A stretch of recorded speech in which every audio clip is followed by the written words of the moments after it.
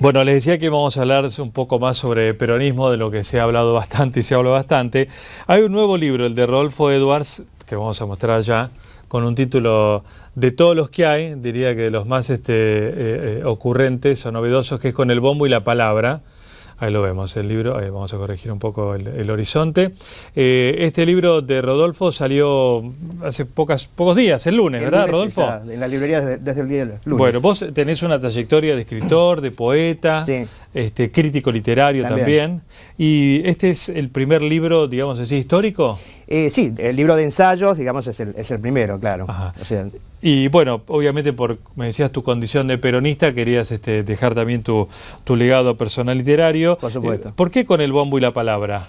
Bueno, Con el bombo y la palabra es una especie de paráfrasis de lo de Sarmiento, del himno a Sarmiento, ¿no? Con la pluma y la palabra, bueno, en este caso es con el bombo y la palabra, ¿no? Además el bombo es un símbolo peronista, además el bombo para mí es como el sonido del corazón, ¿no? Porque el peronismo es básicamente pasional. Sí. Entonces por eso el bombo, ¿no? Y la palabra porque mi libro hace un recorrido por todo lo que es literatura y libros, ¿no? No solo la literatura, sino también la política, la historia, el periodismo, o sea, las diferentes versiones que hay con respecto a hechos puntuales del peronismo. Por ejemplo, hay un capítulo que se llama Narrar el 17O, o sea, desde las Torres Gemelas que se dice el 11S, claro. Bueno, narrar el 17O. Entonces ahí están las diferentes perspectivas, cómo los diarios analizaron ese día, digamos. Pero siendo peronista y definiéndote y exponiéndote como peronista a la hora de escribirlo, ¿cómo no lo haces desde un lugar de historiador o, digamos, objetivo en cierto punto? No, en realidad mi libro es un manifiesto político, claro, ¿no? Porque son mis ideas sobre el peronismo, los libros, y bueno, en la tapa podés ver ahí que, bueno, Perón está en el medio y hay, digamos, una batalla cultural entre Borges, Bioy Casares, Victorio Campo, del otro lado Jaureche, Scalabrini Ortiz, Marechal, o sea, hay todo Cortázar. Claro, una batalla cultural planteada desde la tapa ya en el libro, ¿no? Por supuesto, mi postura no es objetiva, ¿no? Ajá. No es crítico, digamos. No, es un libro no académico y es un libro bastante, digamos, para todo público. Tiene mucho humor, entonces yo polemizo con digamos, los contreras del peronismo en la parte cultural, sobre todo con Ezequiel Martínez Estrada, que escribió un libro que se llama ¿Qué es esto?, después de la caída del peronismo, en el 56, que es un libro, o sea, que es un manifiesto en contra del peronismo, en contra de los peronistas, lleno de odio, de rencor.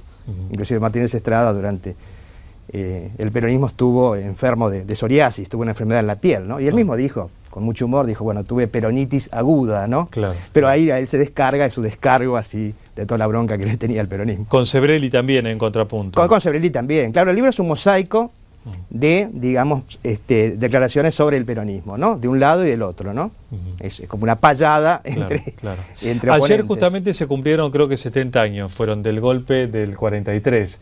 Que ese capítulo de peronismo mucho, digamos, no se expone, ¿no? Claro. En donde la figura de Perón, bueno, era el que en ese momento era coronel, que lleva adelante el golpe con el Grupo de Oficiales Unidos. Claro. ¿Cómo se vive dentro del peronismo esa participación golpista de Perón? ¿Es más bien escondida un poquito o no?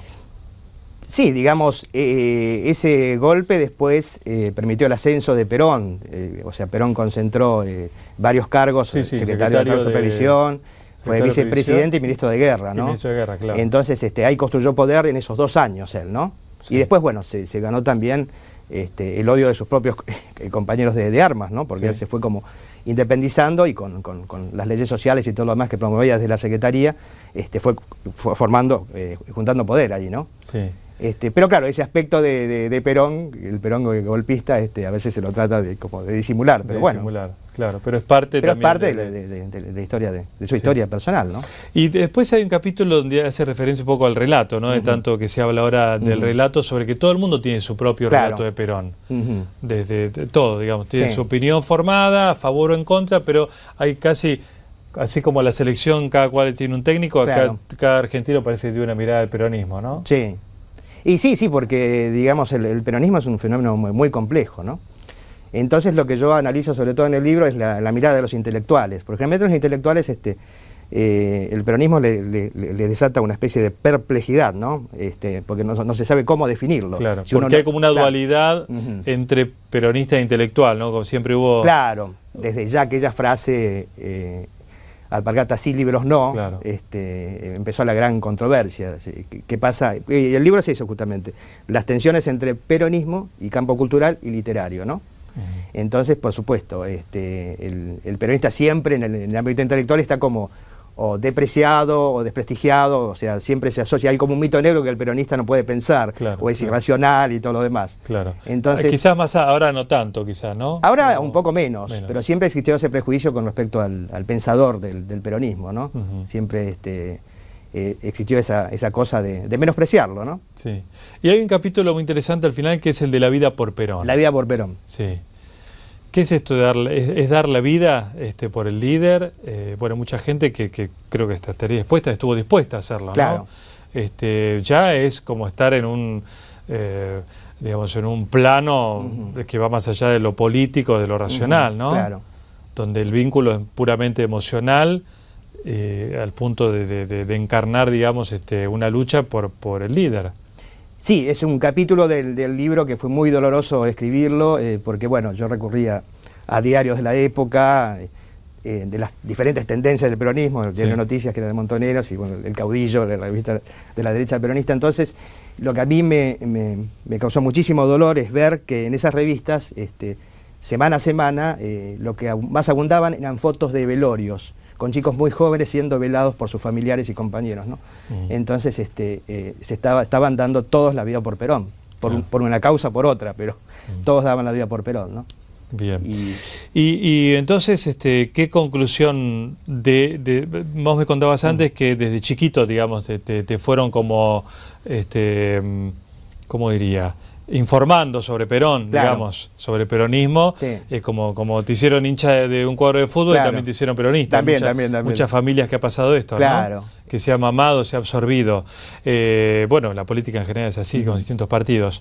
Pero en esa evolución, ¿vos a qué conclusión llegas hoy sobre peronismo? Sobre el peronismo. Y es un despelote. Una bolsa de gatos, como decía alguna vez. Sí, ese es un fenómeno muy complejo, ¿no? Y yo digo un poco que el peronismo es como el Peter Pan de la política argentina, ¿no? Porque, o sea, se niega a crecer, ¿no? Por claro, eso es un eterno adolescente, y por eso tantos líos todo el tiempo. Y eso también le da vitalidad, pero a la vez, bueno, es siempre un lío el peronismo, ¿no?